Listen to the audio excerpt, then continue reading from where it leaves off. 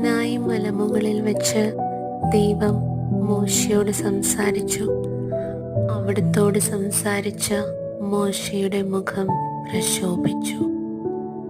മലയിൽ നിന്നിറങ്ങി വന്ന മോശയുടെ തേജോമയമായ മുഖത്തേക്ക് നോക്കാൻ ജനത്തിനായില്ല.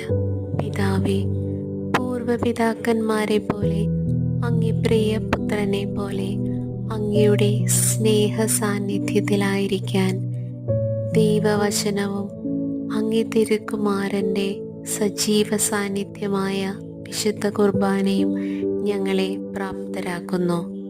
അങ്ങനെ അങ്ങയിൽ നിന്ന് പ്രകാശം ഉൾക്കൊണ്ട് ലോകത്തിൻ്റെ പ്രകാശമാകുവാൻ ഞങ്ങളെ അനുഗ്രഹിക്കണമേ. എന്തെന്നാൽ രാജ്യവും ശക്തിയും മഹത്വവും എന്നേക്കും അങ്ങയുടേതാകുന്നു.